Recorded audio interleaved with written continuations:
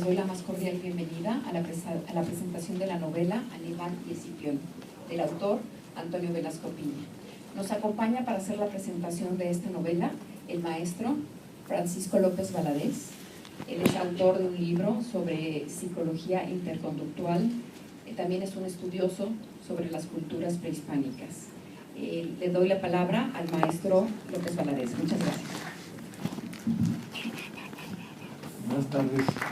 Buenas tardes. Buenas tardes a todos. Miren, pues tengo el honor de acompañar a don Antonio en la presentación de este libro. Yo llevo 30 años leyendo a don Antonio y él, de las cosas que me ha enseñado, hay una que es muy útil. Él dice hay dos tipos de libros, los que gustan y los que no gustan, ¿no? Las clasificaciones y las demás refinamientos, sofisticaciones salen sobrando, ¿no? Entonces yo lo que diría es que a mí me gustó mucho el libro de Aníbal y Escipión y yo con eso terminaría, pero bueno, como estoy en una presentación me veo obligado a hacer algunas reflexiones sobre eso. A riesgo de volverme esquemático, porque de repente uno dice, bueno, ¿por qué me gusta este libro? Entonces uno da razones que a lo mejor son razones que seguramente son razones más pobres que el libro mismo. Entonces, bueno, lo dejaría como a nivel de hacer algunos comentarios, de compartir algunas impresiones que me dejó la lectura del libro, ¿no? Primero, a mí me encantó la idea de don Antonio de darnos algunos elementos sobre la historia de construcción del libro. Es decir, de repente los que no escriben piensan que el libro, bueno, de repente a alguien se le ocurre un tema, se pone a leer 2 semanas y luego lo redacta y sale.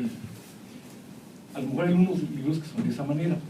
O sea, en este caso, don Antonio nos habla de un proceso de décadas donde se fue madurando la idea del libro.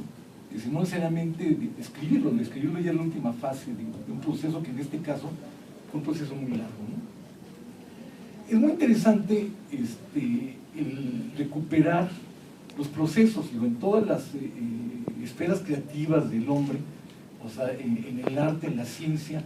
Pero en la ciencia de repente encontramos una fórmula y no sabemos el proceso que pasó el científico para construirla. Y lo mismo pasa con el libro, pasa con la pintura, es decir, hay un proceso que a lo mejor es la parte más interesante y que normalmente se pierde, ¿no? Y en este caso, bueno, es decir, a mí me encanta la idea que tuvo don Antonio de decirnos cómo fue creciendo, cómo fue surgiendo y cómo fue madurando la idea para elaborar el libro, ¿no? Entonces nos dice, bueno, todo comienza ¿dónde? Pues con un maestro de secundaria, ¿no? El maestro de secundaria de repente están en una clase de historia, el maestro le dice, miren, o sea, si no hubiera habido esa batalla, o si no hubiera tenido el desenlace que tuvo, pues no estaríamos aquí nosotros, no existiría México, ustedes no se llamarían como se llaman, o sea, y nada de esto que estamos viviendo como realidad hubiera pasado. Entonces, bueno, a don Antonio le quedó muy grabada esa reflexión y bueno, en ese punto ahí quedó, ¿no? O sea, después hubo una incursión, o sea, el mismo maestro lo lleva a visitar la Biblioteca Nacional, nada menos sale Vasconcelos, que fue un regalo divino, que de repente sale una gran figura intelectual de México, que por alguna razón hace contacto con un grupo de muchachos que van de visita, y hace el comentario, bueno, ojalá y los exhorto a que lean los clásicos con traducciones, no con traducciones, sino a través del idioma original. O sea, tienen que aprender griego y latín para estudiar las guerras púnicas, ¿no? Entonces, bueno, pues es otro granito que se va acumulando, o sea, dentro de la maduración del libro, ¿no?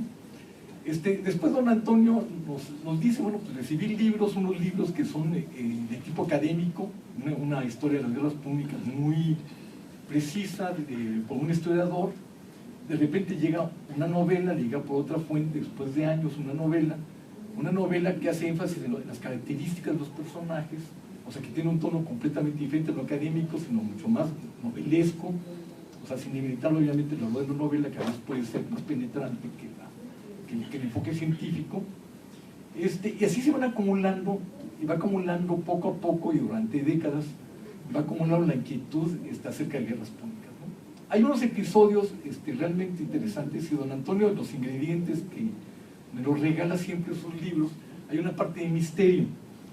Y el misterio para mí en este caso, bueno, es de quién parte los textos, en qué se basan las narraciones. Él nos dice, bueno, pues hay dos historiadores muy importantes, uno griego, uno romano, que son Polibio y Tito Livio. O sea, y ambos de alguna manera se apoyan en los testimonios de un historiador griego que se llama, ¿cómo se llama?